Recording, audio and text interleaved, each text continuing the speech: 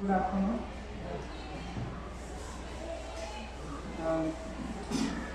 സൈക്കോളജിസ്റ്റുമാരുടെ ക്ലാസ്സുകൾ ഇന്നത്തെ കാലത്ത് സർവ്വസാധാരണമായിക്കൊണ്ടിരിക്കുകയാണ് അല്ലേ. 7 വർഷമായി ഞാൻ മാനസികാരോഗ്യ രംഗത്ത് വർക്ക് ചെയ്യുന്നു. 7 വർഷം മുന്നേ നമുക്ക് ഇത്ര അധികം ക്ലാസ്സുകളിലേക്കുള്ള ഇൻവിറ്റേഷൻസ് വരില്ല. കൂടുതലും നാട്ടിൽ തന്നെ സമൂഹത്തിൽ തന്നെ പേരെടുത്ത വ്യക്തികളുണ്ടാവും. കുറേ കൂടി അറിവുകൾ നേടിയെന്ന ആൾക്കാർക്ക് തോന്നുന്ന വ്യക്തികളെ കൊണ്ടൊക്കെയാണ് ക്ലാസ് എടുപ്പിച്ചിരുന്നത്. ഇപ്പോൾ മാനസിക ആരോഗ്യ വിദഗ്ധർ തന്നെ കൗമാരക്കാരെ കുറിച്ച് സംസാരിക്കണം, രക്ഷാകർതൃത്വത്തിനെ കുറിച്ച് സംസാരിക്കണം എന്നൊക്കെയുള്ള ഒരു നീഡ് സ്പെസിഫിക് ആയിട്ട് തന്നെ പാരൻസ് തന്നെ അത് പറയുകയും ചെയ്യുന്ന ഒരു കാലം. അപ്പം എന്തുകൊണ്ടാണ് ഇങ്ങനെയുള്ള ഒരു നീഡ് വന്നത് എന്ന് നമുക്കെല്ലാവർക്കും അറിയാം അല്ലേ. ഇന്നത്തെ കാലത്ത് നമ്മൾ ആരോഗ്യ പ്രശ്നങ്ങളെക്കാളും അധികം മാനസികാരോഗ്യ പ്രശ്നങ്ങളെ കൊണ്ട് ബുദ്ധിമുട്ടുകയാണ്. ചെറിയ ചെറിയ കാര്യങ്ങൾ പോലും കുട്ടികൾക്ക് സ്ട്രെസ് ആവുകയാണ്. കൗമാരപ്രായക്കാർ അനാവശ്യ കാര്യങ്ങൾക്ക് വേണ്ടിയിട്ട് നമ്മൾ ഒരിക്കലും ചിന്തിക്കാത്ത അത്രയും കഠിനമായ തീരുമാനങ്ങൾ എടുക്കുകയും ജീവിതകാലം മുഴുവനും നമുക്ക് എല്ലാവർക്കും വേദനിപ്പിക്കണ രീതിയിലുള്ള പ്രശ്നങ്ങളിലേക്ക് എത്തുകയൊക്കെ ചെയ്യുകയാണ് അല്ലേ.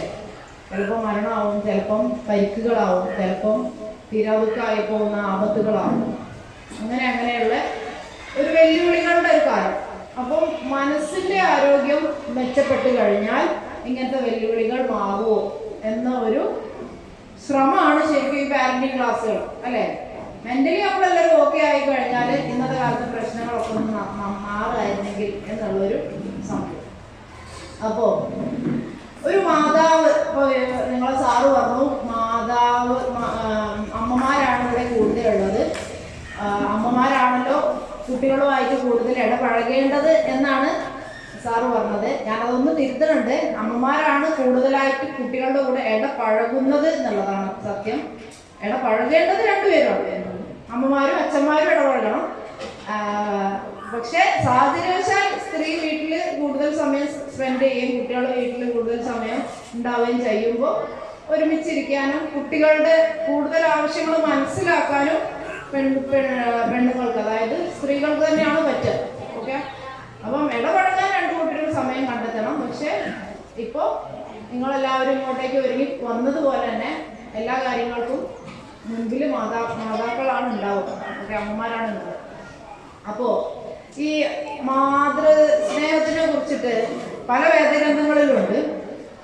ഖുറാനിൽ പ്രശസ്തമായ ഇസ്ലാമിക വേദഗ്രന്ഥത്തിൽ പ്രശസ്തമായിട്ടുള്ള ഒരു മാതൃസ്നേഹത്തിൻ്റെ ഒരു കഥയുണ്ട്. മൂസ നബി എന്ന് പറഞ്ഞിട്ട്, മൂസ അലൈഹിസ്സലാം, അത് 3 മതസ്ഥർക്കുള്ള പ്രോഫറ്റാണ്. അപ്പം ഈ മൂസ എന്ന് പറഞ്ഞിട്ടുള്ള നബി ജനിക്കുന്ന സമയത്ത് അവരുടെ നാട്ടിൽ വലിയൊരു പ്രശ്നം നടന്നുകൊണ്ടിരിക്കും. ഫിറോൻ എന്ന് പറഞ്ഞ ഒരു രാജാവ് അവിടെ ജനിക്കണ എല്ലാ പുരുഷന്മാരെയും, എല്ലാ ആൺകുട്ടികളായി ജനിക്കണ എല്ലാവരെയും കൊന്നു കളയാനുള്ള ഒരു ആജ്ഞ ഇട്ടിട്ടുണ്ട്. ഇപ്പം എവിടെ ഗർഭിണിയുണ്ടോ, അന്ന് സ്കാനിങ് ഒന്നുമില്ല, പ്രസവിച്ച ഉടനെയാണ് ഈ പറഞ്ഞ പോലെ കുട്ടീനെ കൊല്ലുന്നത്. പ്രസവിച്ച് കുഞ്ഞിൻ്റെ കരച്ചിൽ കേട്ട് മുലയൂട്ടാനായിട്ട് അമ്മ വെമ്പുള്ള ഒരു സമയത്ത് മുലപ്പാൽ കൊടുക്കാണ്ട് ആ കുട്ടീനെ പട്ടാളക്കാർ ചവച്ച് കൊല്ലുന്നൊരു സാഹചര്യം. ചരിത്രമാണ്, മുൻപുണ്ടായ ഒരു കഥയാണ്. അങ്ങനെയുള്ളൊരു സമയത്താണ് ഈ പറഞ്ഞ മൂസ എന്ന കുട്ടി ഉണ്ടാവാൻ, ഉമ്മ ഗർഭിണിയാണ്, പൂർണ്ണ ഗർഭിണിയായി നിൽക്കുന്ന സമയത്ത് ഇവർക്ക് പ്രസവ സമയത്ത് ഇവരെടുത്ത് ദൈവം പറയണതായിട്ടാണ് കഥ. നിങ്ങളെ കുട്ടി ജനിച്ചു കഴിഞ്ഞാൽ കുട്ടീനെ നിങ്ങൾ ഒരു കൊട്ടയിലാക്കിയിട്ട് സുരക്ഷിതമായി ഭദ്രമായിട്ട് കൊട്ടയിലാക്കിയിട്ട് പുഴയിൽ ഒഴുക്കിക്കോളൂ. നമുക്ക് എല്ലാവർക്കും അറിയണ പുഴയാണ്, നൈൽ നദിയാണ്. ഈജിപ്തിലെ നൈൽ നദിയിൽ ഒഴുക്കാനാണ് പറയുന്നത്. അങ്ങനെ ഇവര് കൊട്ടയിൽ ഇട്ടിട്ട് കുട്ടീനെ വെള്ളത്തിൽ ഒഴുക്കി വിടുകയാണ്. പെറ്റ കുട്ടീനെ ജനിച്ച പാട് ഒരു ഉമ്മ നിരത്തി വയ്ക്കാൻ ആഗ്രഹിക്കാത്ത കുട്ടീനെയാണ് ഈ പറഞ്ഞ വലിയ കുത്തൊഴുക്കുള്ള നദിയിലേക്ക് ഇറക്കി ഒഴുക്കി വിടുന്നത്. ഈ ഒഴുക്കി വിട്ട് കഴിഞ്ഞ കുട്ടീനെ പിന്നീട് ഈ പറഞ്ഞ രാജാവിൻ്റെ പത്നിക്ക് തന്നെയാണ് കിട്ടുന്നത്. ഇപ്പൊ രാജാവിൻ്റെ പത്നി ആസ്യ എന്നവരുടെ പേരല്ലേ. അപ്പം രാജാവിൻ്റെ പത്നി രാജാവിൻ്റെ അടുത്തേക്ക്, ഈ പറഞ്ഞ ക്രൂരനായ ദുഷ്ടനായ ഫിറഔൻ എന്ന് പറഞ്ഞ രാജാവിൻ്റെ അടുത്തേക്ക് കുട്ടീനെ കൊണ്ട് ചെന്നിട്ട് പറയാണ്, ഇതിനെ കൊന്നു കളയണ്ട, ഈ കുട്ടി നമുക്ക് കണ്ണിന് കുളിരായി മാറിയെങ്കിലോ എന്ന വാക്കാണ് അവിടെ രാജാവിന്റെ പത്നി രാജാവിനോട് പറയണത്. അപ്പൊ കണ്ണിന് കുളിരായി മാറാൻ ഒരു കുട്ടി നമുക്ക് ഉണ്ടായിക്കോട്ടെ, അവർക്ക് കുട്ടികളില്ല. ഇതേ സമയത്ത് ഈ പറഞ്ഞ പെറ്റ ഉമ്മ സ്വന്തം മോളെ പറഞ്ഞയക്കാണ്, നിന്റെ അനിയൻ എങ്ങോട്ടാ എത്തിയത് തപ്പി നോക്കുന്നു പറഞ്ഞു. അങ്ങനെ മോള് ഇത് പോയി തപ്പി പിടിച്ച് ചെന്ന് നോക്കുമ്പോൾ ഇവർക്ക് കിട്ടിയ ഈ എന്താ പറയാ ന്യൂ ബോൺ ബേബി ആരുടെയും പാല് കുടിക്കണില്ല.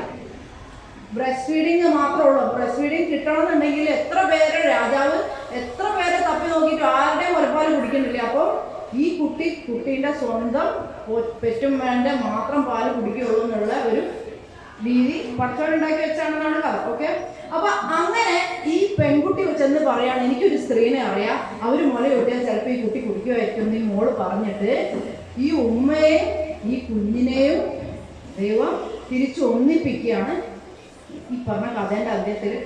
ആ സമയത്തും പടച്ചോൻ ഉപയോഗിക്കണ ഈ പറഞ്ഞ ഖുർആനിൽ പടച്ചോൻ ഉപയോഗിക്കുന്ന വാക്ക് എന്താണ്?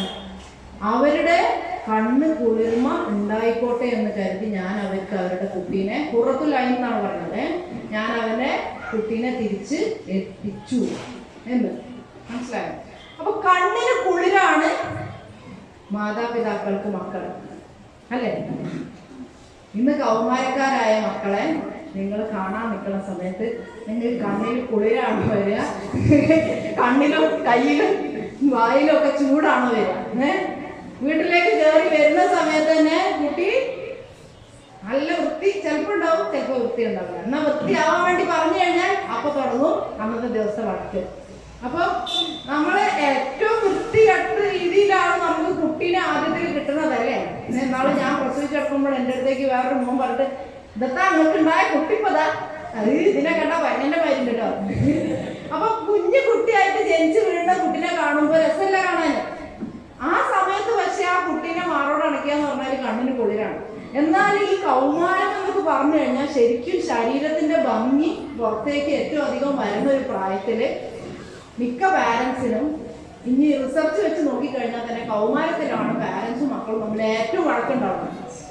അപ്പൊ കണ്ണിന് കാഴ്ചക്ക് എത്തിക്കഴിയും. അപ്പൊ ഇങ്ങനെ വഴക്കിട്ട് കൊണ്ടിരിക്കുന്ന ഒരു പാരൻസിന്റെ അടുത്താണ് ഞാൻ മിക്കപ്പോഴും കുട്ടികളുടെ അക്കാഡമിക്സ് മെച്ചപ്പെടുത്താൻ സംസാരിക്കേണ്ടി വരുന്നത്. വഴക്കില്ലാന്നൊന്നും പറയാൻ പറ്റുമല്ലോ, വഴക്കുണ്ട്.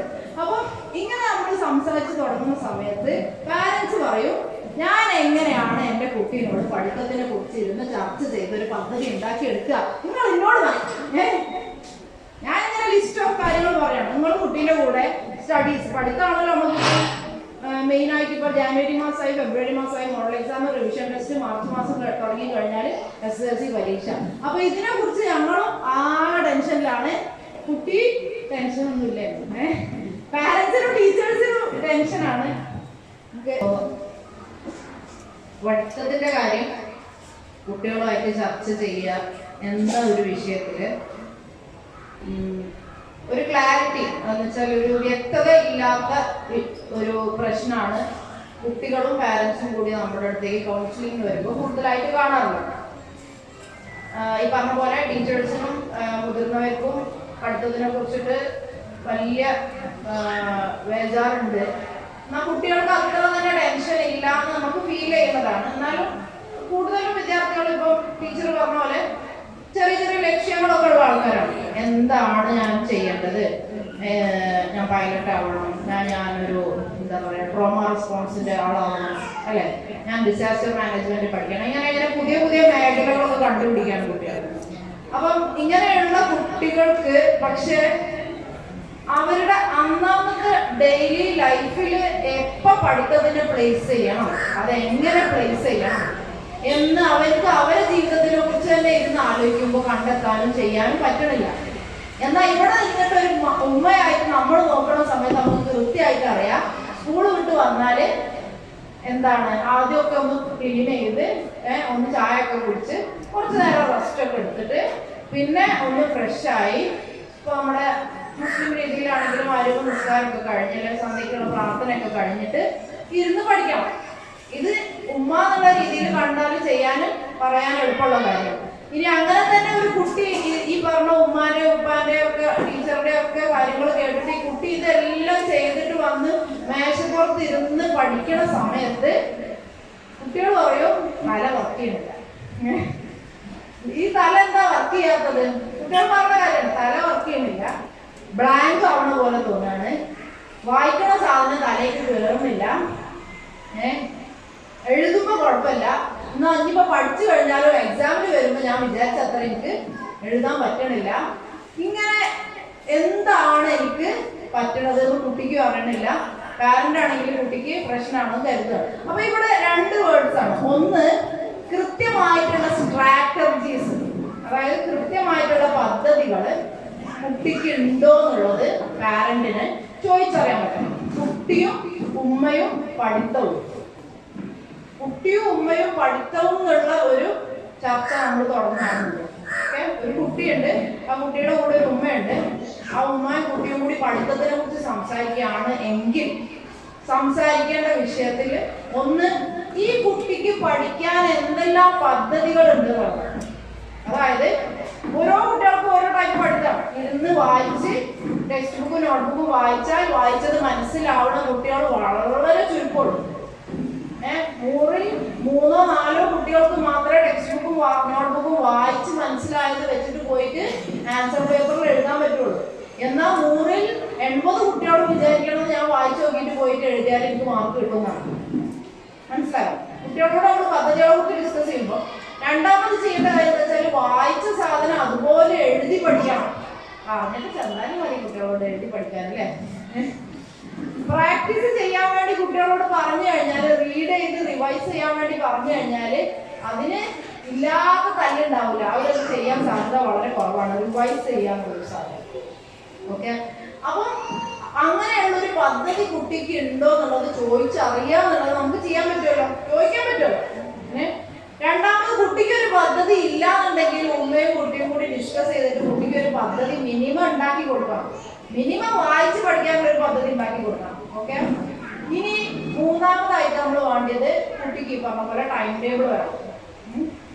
അത് പറഞ്ഞ പോലെ നമ്മൾ പറഞ്ഞു കൊടുക്കുക എന്നുള്ളതന്നെ ഉള്ളൂ. പിറ്റേ ദിവസം വരുമ്പോൾ പിന്നെയും പറഞ്ഞിട്ടുണ്ടാവും, പിന്നെയും ടൈം ടേബിൾ പറഞ്ഞു കൊടുക്കേണ്ടി വരും.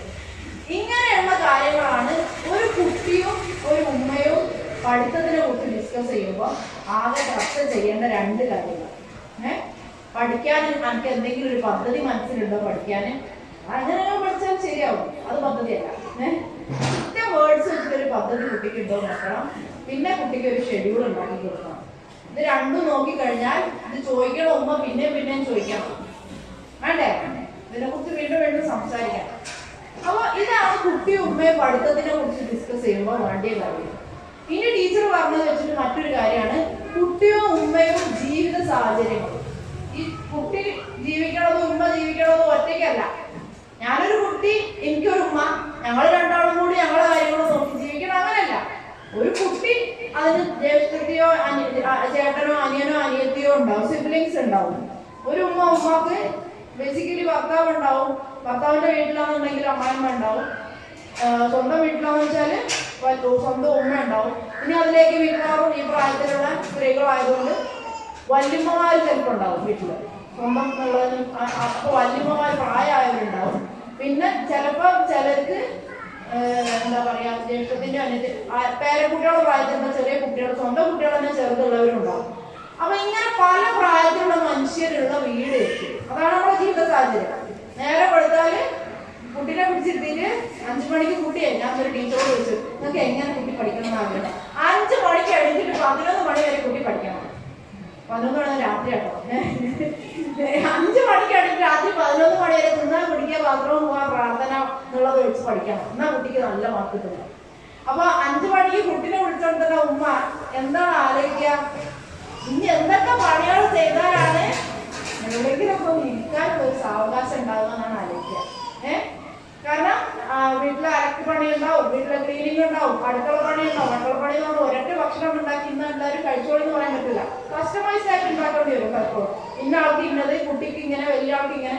ഇതൊക്കെ നമ്മുടെ ജീവിത സാഹചര്യമാണ്. ഇനിയിപ്പോ നിങ്ങൾ ആരെങ്കിലും ഒക്കെ, മിക്കവാറും പാരന്റ്സ് ഇവിടെ ഉള്ളവർ ഗൾഫിൽ ഭർത്താക്കന്മാരുള്ളവരായിരിക്കും, നാട്ടിൽ ഭർത്താക്കന്മാരുണ്ടെങ്കിൽ തന്നെ ഇപ്പൊ ഇതുപോലെയൊക്കെ തന്നെ ആയിരിക്കും ഭർത്താക്കന്മാരുടെ സ്ഥിതി. എന്ന് വെച്ചാല് കുട്ടികളുടെ കാര്യം, വീട്ടിലെ കാര്യങ്ങളും മുഴുവനായിട്ട് ഇടപെടാൻ ആണുങ്ങൾ കിട്ടണമെന്നില്ല. അപ്പൊ ഒറ്റയ്ക്ക് കുട്ടികളെ വളർത്തുന്ന ഒരു ഫീലുള്ള ഉമ്മമാര് പലരും ഉണ്ടാവും. ഞാനാണ് കുട്ടീൻ്റെ എല്ലാ കാര്യവും ചെയ്യേണ്ടത്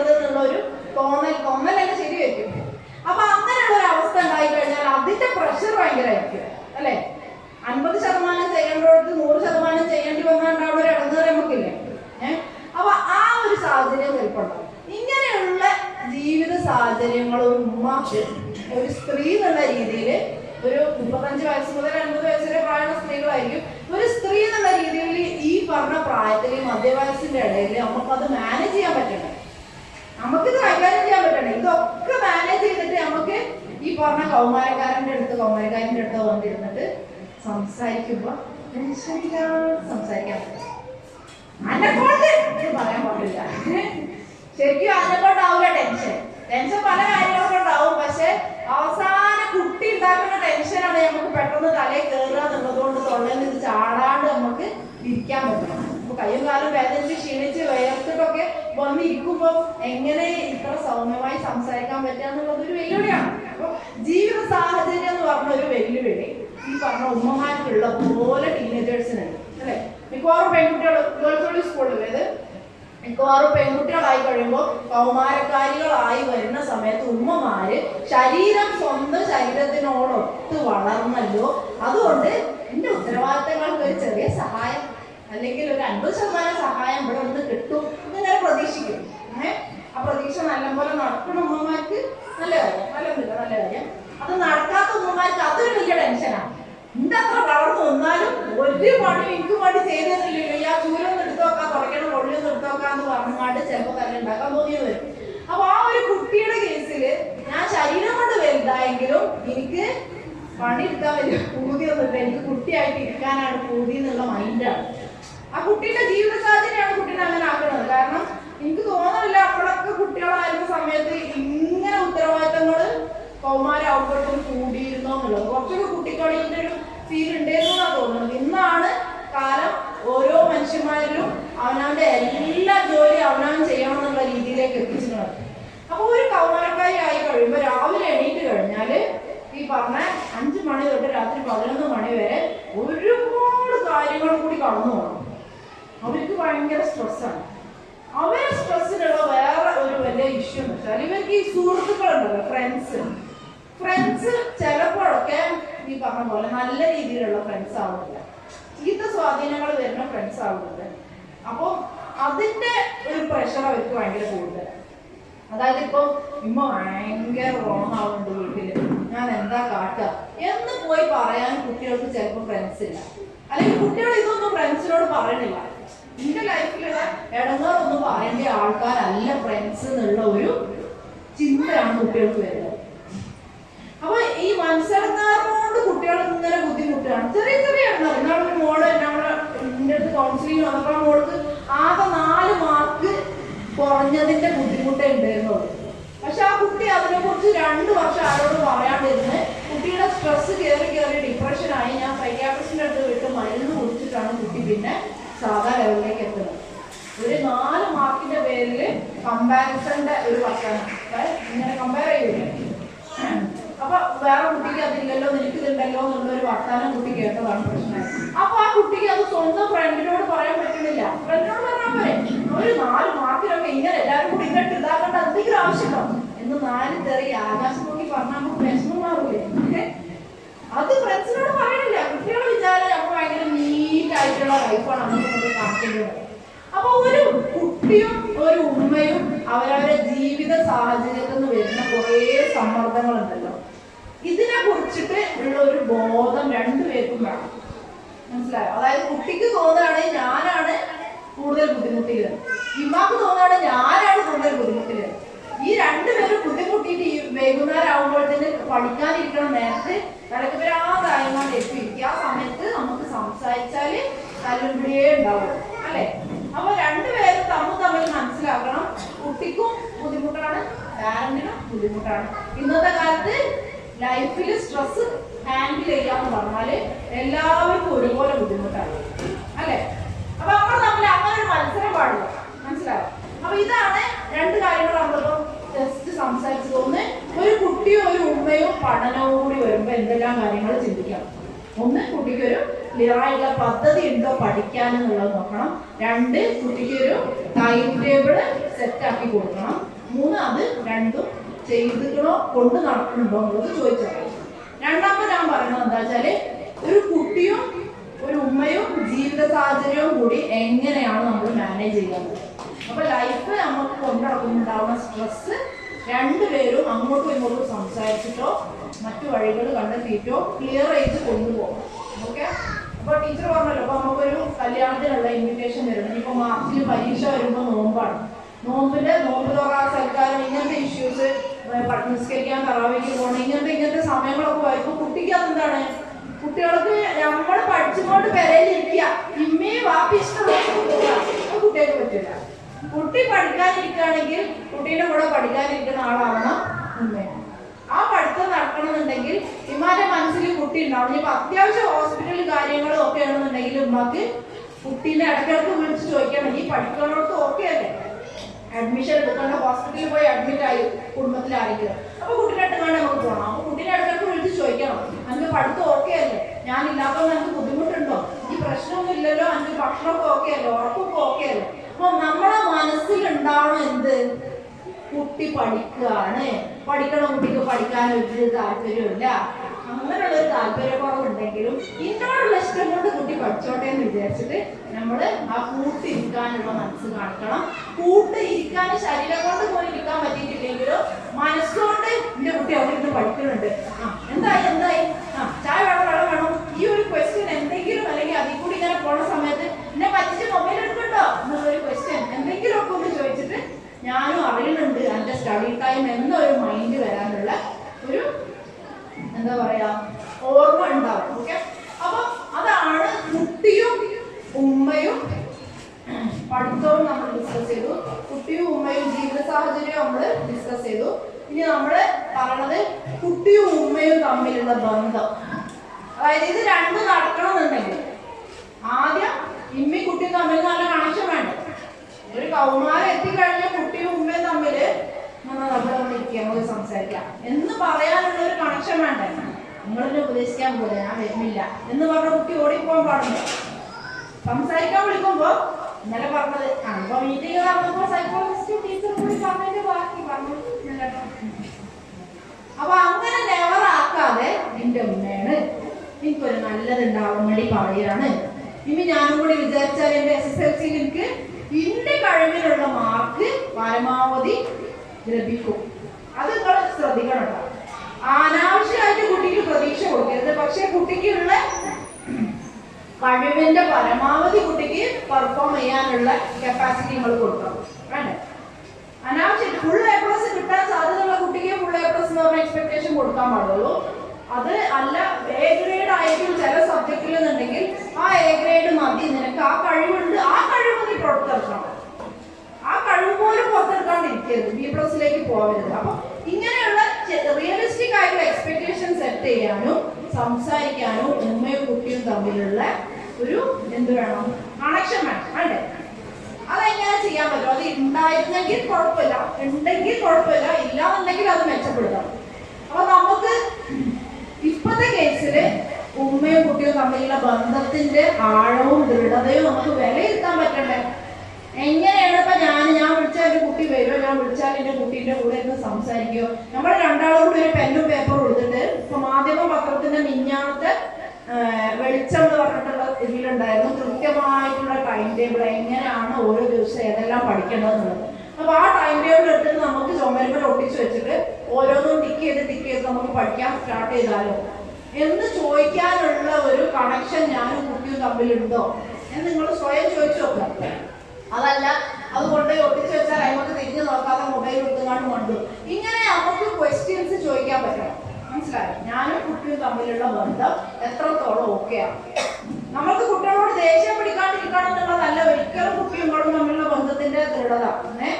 ഇഷ്ടംപോലെ ദേഷ്യം പിടിക്കാം, അതുപോലെ സ്നേഹിക്കാനുള്ള ഒരു വഴിയും കണ്ടെത്തിയാൽ മതി. സ്നേഹിക്കാനും പരിഗണിക്കാനും വഴക്കടിക്കാനും ചുമ്മാ ഇരിക്കാനും പഠിക്കാനും കൂടെ ഇരിക്കാനും എല്ലാത്തിനും നമുക്ക് കുട്ടിയിലേക്കുള്ള കണക്ഷൻ ഉണ്ടോ എന്നുള്ളത് നമുക്കൊന്ന് വിലയിരുത്താൻ പറ്റട്ടെ. അപ്പൊ നിങ്ങൾ സ്വന്തം വിലയിരുത്താം, എനിക്ക് എല്ലാവരും ഒന്ന് വിലയിരുത്താൻ പറ്റില്ല. ഇങ്ങനെ കണക്ഷൻ ഇല്ല എന്നുണ്ടെങ്കിൽ നിങ്ങൾ മനസ്സിലാക്കേണ്ട കാര്യമുണ്ട്, പാരന്റ്സിന്റെ സപ്പോർട്ട് ഇല്ലാണ്ട് കുട്ടികൾക്ക് എന്താ പറയാ ഈ പറഞ്ഞ കൗമാര പ്രായവും ബോർഡ് എക്സാമും ഒന്നും കടന്നു പോകാൻ പറ്റില്ല. നിങ്ങളില്ലാതെ ഇപ്പൊ 129 രക്ഷിതാക്കൾ വേണം, അല്ലെങ്കിൽ 129 × 2 പാരന്റ്സ് രണ്ടുപേരും വേണം. ഉമ്മമാര് മാത്രം വന്നാൽ പോരാ. അപ്പൊ 129 സന്നിഹിതരാവേണ്ടതാണ്. അതില് ഒരു ചെറിയ അംശമാണ് ശരിക്കും സന്നിഹിതരായിട്ടുള്ളത് അല്ലെ. അപ്പൊ ഈ വന്നവർക്ക് എല്ലാവർക്കും കുട്ടീന്റെ കാര്യത്തിൽ കുറച്ച് നല്ല ചിന്ത ഉള്ള കൂട്ടരാണ്. എന്നാൽ ചിലർക്ക് ഇതിനെ കുറിച്ച് ഒരു ചിന്ത ഇല്ല. മനസ്സിലായോ? നിങ്ങൾക്ക് വേണം കുട്ടി ഒന്ന് നല്ല രീതിയിൽ പഠിക്കണം, പഠിച്ചിട്ട് നല്ല രീതിയിൽ ഒരു ജോലിയൊക്കെ കിട്ടണം. അവളുടെ കാര്യങ്ങൾ കുട്ടി സ്വന്തമായി നോക്കാനുള്ള കപ്പാസിറ്റി വേണം.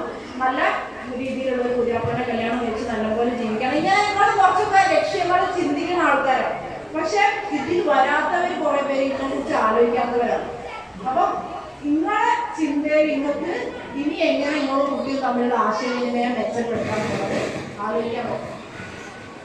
ഹലോ. അപ്പൊ അങ്ങനെ നിങ്ങൾ ചിന്തിക്കുന്ന സമയത്ത് എവിടെയാണ് പ്രശ്നങ്ങൾ?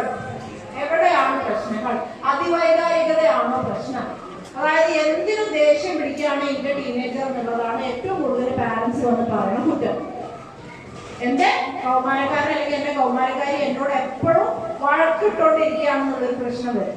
അപ്പൊ ഈ വഴക്കിടുന്ന ടീനേജേഴ്സിനെ കുറിച്ച് നിങ്ങൾ മനസ്സിലാക്കേണ്ടത് അവർക്ക് അവരുടേതായ കുഞ്ഞു കുഞ്ഞു പ്രയോറിറ്റീസ് നടക്കാത്തതുകൊണ്ടാവും അവർ വഴക്കുന്നത്.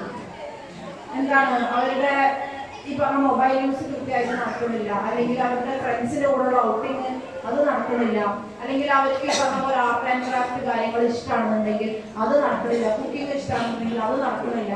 ഇങ്ങനെ കുഞ്ഞു കുഞ്ഞു കാര്യങ്ങളുണ്ട്. എന്നാളൊരു പാരന്റ് ഒരു കുട്ടീന്റെ ഒരു മ്യൂസിക് ബാൻഡില് ഈ പാട്ട് പാടുന്ന ഗ്രൂപ്പ്, കൊറിയന്റെ ഒരു മ്യൂസിക് ബാൻഡ് BTS എന്ന് പറഞ്ഞിട്ടുള്ള ആ മ്യൂസിക് പാട്ട് പാടുന്ന ആൾക്കാരെ ഓരോരുത്തരെയും ഫോട്ടോ ഒട്ടിച്ച് ആ ഫോട്ടോ ഒട്ടിച്ചാൽ അവരുടെ പേരും അവരുടെ ഡീറ്റെയിൽസും ഒക്കെ എഴുതിയിട്ട് ഒരു ജേണൽ എന്ന് പറഞ്ഞൊരു ബുക്ക് ഉണ്ടാക്കും കുട്ടികൾ. ഒരു പാരന്റ് എന്താ കാട്ടിയറിയോ? ആ പാരന്റിനോട് ആരോ പറഞ്ഞു അങ്ങനെ ഉണ്ടാക്കാൻ പാടില്ല, അഡിക്ഷൻ ആവുമെന്ന് പറഞ്ഞു. അപ്പൊ പാരന്റ് അത് കീറിക്കളഞ്ഞു. ആ പുസ്തകം ഉണ്ടല്ലോ, കുട്ടി കാര്യമായിട്ട് പ്രിന്റ് ഔട്ട് എടുത്ത് ഒട്ടിച്ചുണ്ടാക്കി എഴുതി ഉണ്ടാക്കി സ്റ്റാറൊക്കെ ഒട്ടിച്ച് വരച്ചുണ്ടാക്കിയ സാധനമാണ് കീറിക്കളഞ്ഞു. അഡിക്ഷൻ ആണെന്ന് കുട്ടിക്കെന്ന് പറഞ്ഞു. പക്ഷെ ആ ഒരു കുഞ്ഞു സാധനം കുട്ടിക്ക് സൂക്ഷിച്ചു വെക്കാൻ പറ്റിയിരുന്നെങ്കിൽ ആ കുട്ടി വീട്ടിൽ സംസാരിക്കുമായിരുന്നു. ആ കുട്ടി വീട്ടിലിപ്പോ സംസാരിക്കണില്ല. ഇത് ക്ലിയർ ഇല്ലേ? അപ്പൊ ആ കുട്ടി വീട്ടിലുള്ള സംസാരം നിർത്തി, വീട്ടിലുള്ള വര നിർത്തി, വീട്ടിലൊട്ടേക്ക് പാട്ട് പാടുന്നത് നിർത്തി. കാരണം കുട്ടീന്റെ കുഞ്ഞു ഇഷ്ടമായിരുന്നു ആ ഒരു ബുക്ക്. വലിയ ബുദ്ധിമുട്ടൊന്നുമില്ല അല്ലേ, ഷെൽഫിൽ അവിടെ ഇരുന്നോളും ബുക്ക്. അത് അവിടെ വെച്ചില്ല, അത് എടുത്ത് കീറി, അതുകൊണ്ടാണ് പ്രശ്നം. അപ്പൊ ഇങ്ങനെ കുട്ടികൾക്ക് വരുന്ന കുഞ്ഞു കുഞ്ഞു പ്രയോറിറ്റീസ് ഇങ്ങനെ പറഞ്ഞാൽ കേൾക്കുമോ? അതോ മറ്റത് വെക്കണം? എന്തായാലും ഒരു കരകര സൗണ്ട് ഉണ്ട്. ബാക്കിൽ കേൾക്കുന്നുണ്ടോ? അതാണ് മൈക്കിന്റെ പ്രശ്നം. അപ്പൊ ഈ പറഞ്ഞ പോലെ ഇങ്ങനെ കുട്ടികളുടെ പ്രയോറിറ്റീസ് ഉണ്ടല്ലോ. ഈ കൗമാരക്കാര് ഇപ്പൊ എന്റെ ഒരു ഫ്രണ്ട് ഉണ്ട്, സൈക്കോളജിസ്റ്റ്, ആസ്റ്റർ മിംസ് അറിയോ? ആസ്റ്റർ മിംസ് കൊച്ചിയിലെ ആസ്റ്റർ മിംസിലാണ് അവള് വർക്ക് ചെയ്യുന്നത്. അപ്പൊ അവള് പറയും എന്റെ അടുത്ത് റൂമിൽ വന്നിരിക്കണ കുട്ടികളൊക്കെ ഭയങ്കര നല്ലതാ. പിന്നെ ഞാൻ ഈ കുട്ടികളെ എന്തിട്ടാണ് പാരന്റ്സ് പറയണ ചീത്ത കാര്യങ്ങൾ ഉണ്ടോ ഇല്ലയെന്ന് ചോദിച്ചറിയാന്ന് പറയും. അപ്പൊ എങ്ങനെയാണ് ഈ കുട്ടിക്ക് ഈ പറഞ്ഞ പോലെ ബുദ്ധിമുട്ടുള്ള പെരുമാറ്റം വരുന്നത്? എങ്ങനെയാണ്? വീട്ടിൽ ബുദ്ധിമുട്ടുള്ള പെരുമാറ്റം കാണുമ്പോഴാണ് അതിനനുസരിച്ച് കുട്ടികൾ മോശം പെരുമാറുന്നത്. നേരെ കുറച്ച് സൈക്കോളജിസ്റ്റിനോട് എത്തുമ്പോൾ നമുക്കെന്താ ഒരു മണിക്കൂറായി കുട്ടികളോട് വർത്താനം പറഞ്ഞാൽ മതി അല്ലേ? നിങ്ങളമാതിരി പറഞ്ഞനുസരിപ്പിക്കേ എന്താ പറയാ പണിയെടുപ്പിക്കേ ആ കുട്ടീനെ അതൊന്നും ചെയ്യണ്ടല്ലോ. നമുക്ക് അവർ മണിക്കൂർ സംസാരം നമ്മളെപ്പോഴും ജോളിയായിട്ട് കുട്ടിക്ക് ഇഷ്ടമുള്ള കാര്യങ്ങൾ സംസാരിക്കും. അതുകൊണ്ട് അവരപ്പോഴും നല്ലപോലെ നിൽക്കും. പക്ഷെ പാരന്റ്സിന്റെ അടുത്ത് കുട്ടിക്ക് തിരിച്ചെത്തുമ്പോൾ വീണ്ടും പഴയ പോലെ തന്നെ. കാരണം എന്താ? പാരന്റ്സിന് കുട്ടി ഈ പ്രായത്തെ കുട്ടി കൗമാരക്കാരിയായ കുട്ടി സ്വന്തം കാര്യങ്ങൾ ഒറ്റയ്ക്ക് ചെയ്യണം വേണ്ടേ? സ്വന്തം അതായത് ആ കുട്ടിയുടെ കാര്യങ്ങൾ ആ കുട്ടി ഒറ്റയ്ക്ക് ചെയ്യാന്നുണ്ടെങ്കിൽ ഞാനിനി അതിന്റെ കാര്യം നോക്കണ്ടല്ലോ. എനിക്ക് ചെയ്യാൻ 100,000 കാര്യങ്ങളുണ്ട്. അതിന്റെ കൂട്ടത്തില് ഈ പോത്ത് പോലെ വളർന്ന ഇതിന്റെ കാര്യം കൂടി നോക്കണം എന്ന് ആലോചിക്കുമ്പോൾ ഉണ്ടാവുന്ന ഒരു ദേഷ്യം ഉണ്ടല്ലോ. അതാണ് ഈ പാരന്റ്സിന് വരുന്നത്.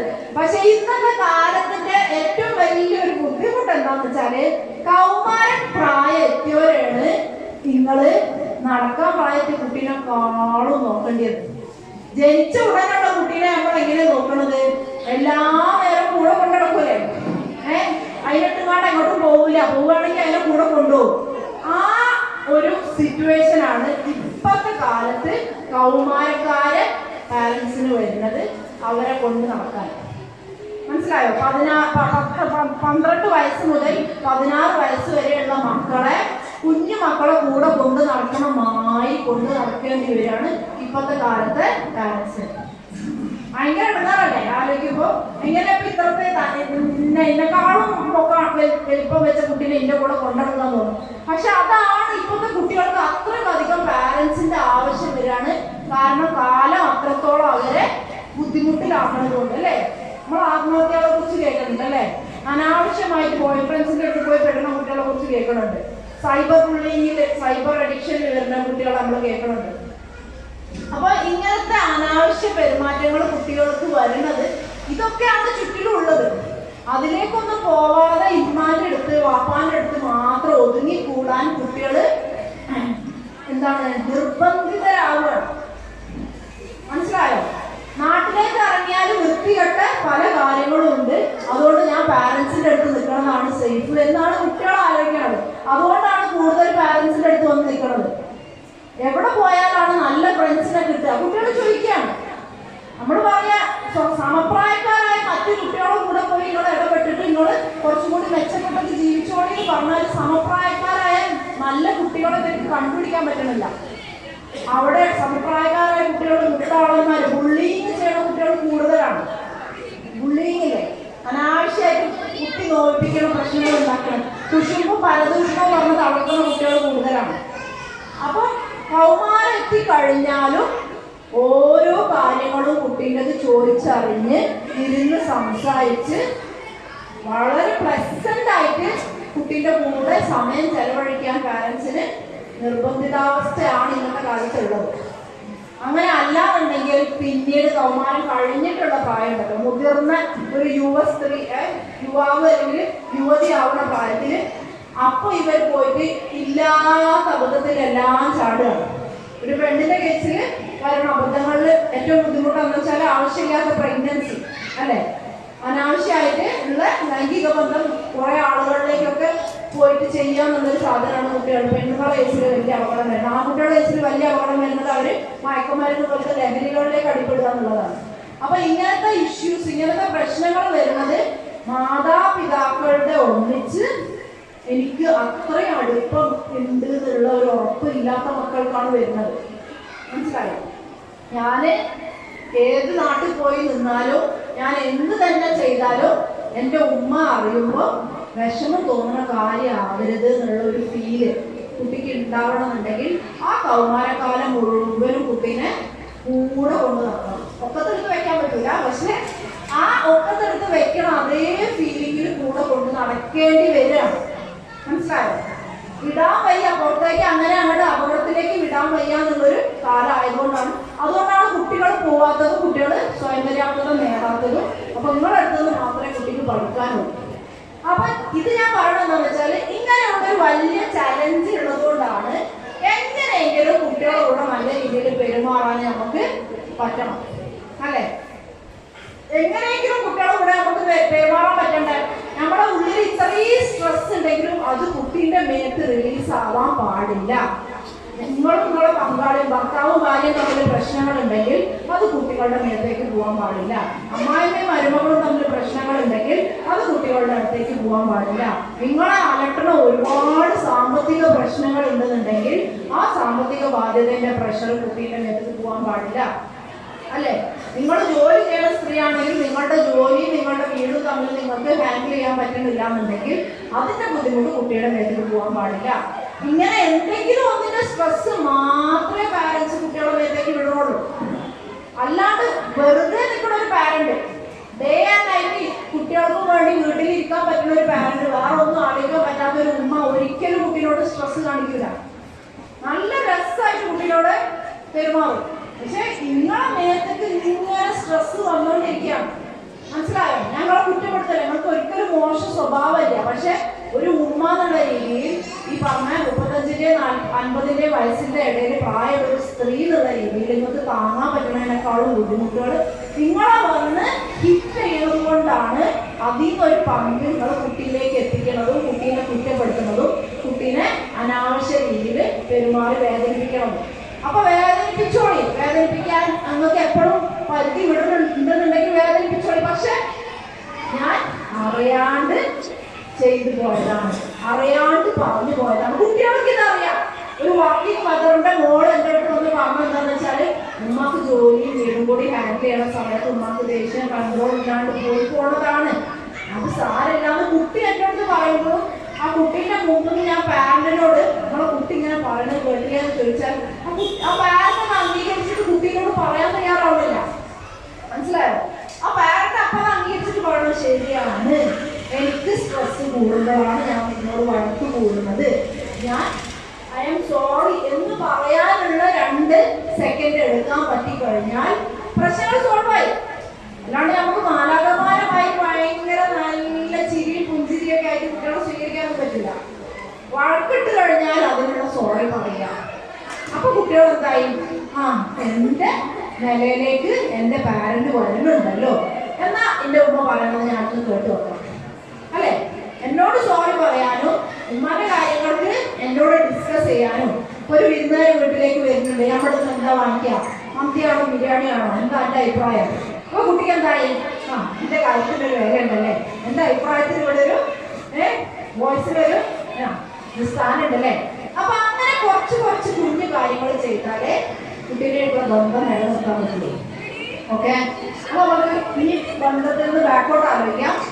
ഉമ്മയും കുട്ടിയും തമ്മിലുള്ള ബന്ധം ദൃഢപ്പെടുത്തുക എന്നുള്ളതാണ് ആദ്യമായിട്ട് നിങ്ങൾക്ക് ചെയ്യാനുള്ളത്, ചെയ്തുകൊണ്ടേ ഇരിക്കാനുള്ളത്. അത് ഓൺഗോയിങ് ആയിട്ട് മാറിക്കൊണ്ടിരിക്കണം. ഇന്ന് കുട്ടിക്ക് 14 വയസ്സിൽ 6 മാസവും 1 ദിവസവും ആവുമ്പോൾ നിങ്ങൾ കുട്ടിക്കിന്റെ കാര്യങ്ങൾ മനസ്സിലാക്കി കുട്ടിക്ക് ഒരു രീതിയിലുള്ള ബന്ധം ഉണ്ടാക്കി കഴിഞ്ഞാൽ 14 വയസ്സും 6 മാസവും 2ാമത്തെ ദിവസമായി കഴിയുമ്പോൾ നിങ്ങൾ പുതിയ കാര്യം പഠിക്കേണ്ടി വരും. അതാണ് കാലത്തിന്റെ മാറ്റം. ഭയങ്കര ഫാസ്റ്റ് ആയിട്ടാണ് മാറ്റം മാറുന്നത്. മനസ്സിലായി? അതായത് ഇപ്പൊ ഇന്നലെ വരെ നമുക്ക് വാട്സപ്പിൽ കൂടി പൈസ അയക്കാൻ പറ്റില്ലായിരുന്നു. ഇന്ന് മുതൽ നമുക്ക് വാട്സപ്പിൽ കൂടി പൈസ അയക്കാം. അപ്പൊ ആരെങ്കിലും ഒരു 50 രൂപ ഇട്ട് കൊണ്ടാന്ന് മെസ്സേജ് അയച്ചാൽ അപ്പൊ തന്നെ നമുക്ക് പേ അമർത്തി പേ അടിച്ച് പിന്നടിച്ചാൽ പൈസ പോയി. മനസ്സിലായോ?